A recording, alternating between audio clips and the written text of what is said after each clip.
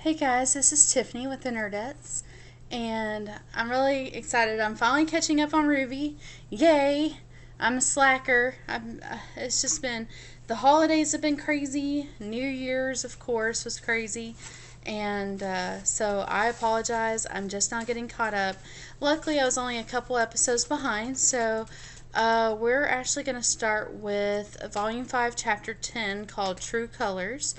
And basically, we're going to just kind of recap the episode and review as I go along and talk about it real quick.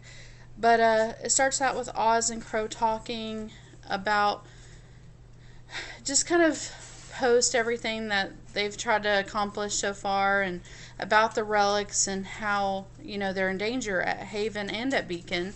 And RWBY actually shows up, and she's put two and two together at this point and says, okay, if Cinder's the Fall Maiden and Beacon is the, center of that relic, does that mean that Salem has the Beacon relic?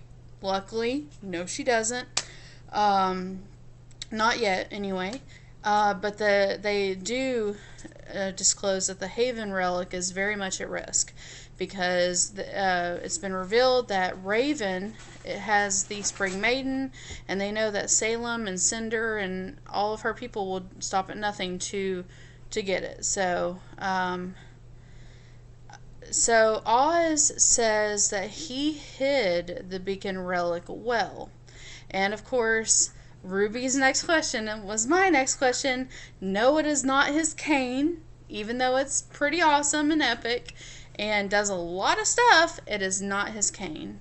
So in the middle of this discussion, Leo calls Crow, says he's had a breakthrough with the council. They're going to give them the team that they need to go, do this search for the hunters and huntresses and all that.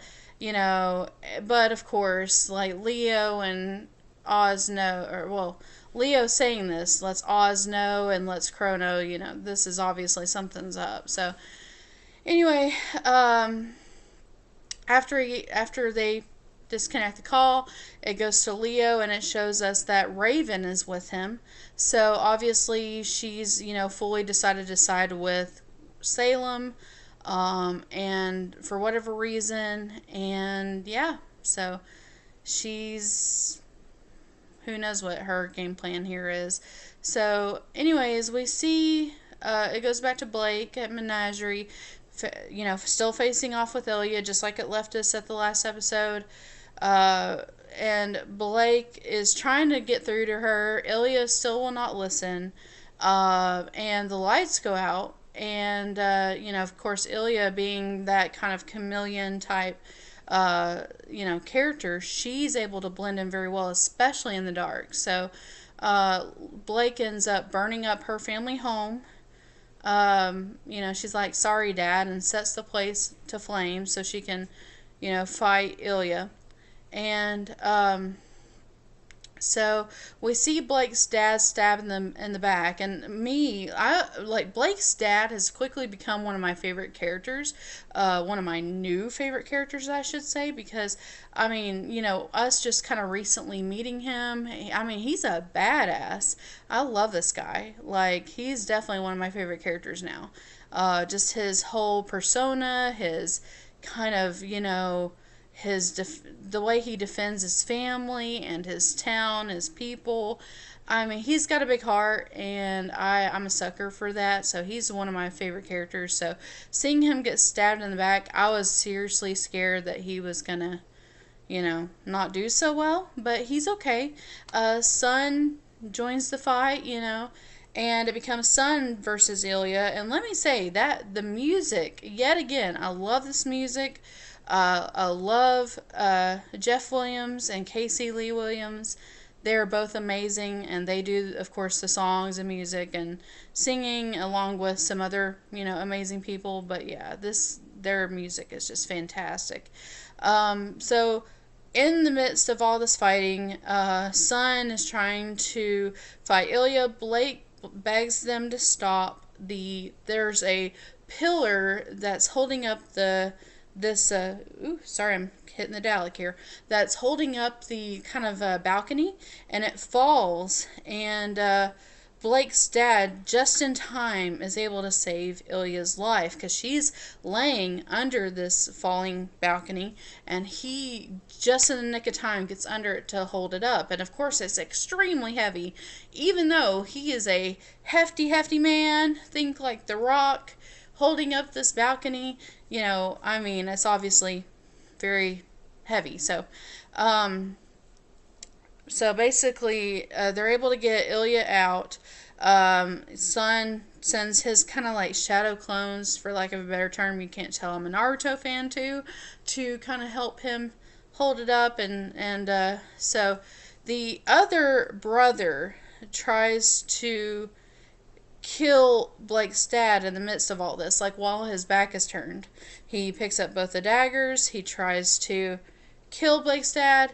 As Blake pulls her dad out of under the balcony so he's safe, the other brother goes to kill him, actually falls under the falling balcony himself, and it smashes him. So Ilya also takes care of the final enemy, because she's now decided to, you know, all this is kind of broken through. She's tired of, like, part of her is just tired of fighting.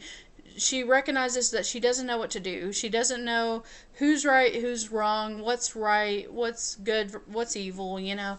She's kind of in this limbo, and she finally comes to terms with that she may have not been going down the right path. Blake's, you know, words have kind of finally broken through, and she decides that these people are not what they appear, perhaps, but she decides to listen to Blake and take care of this final enemy.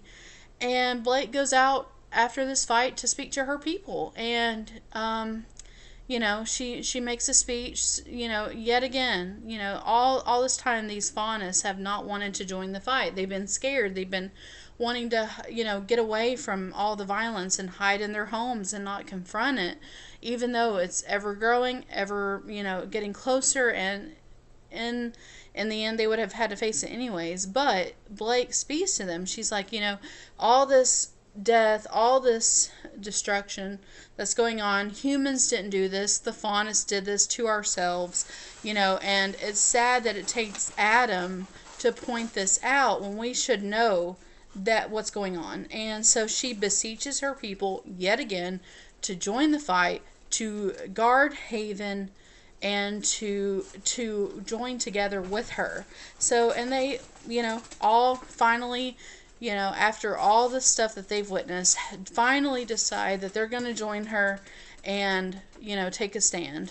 Finally.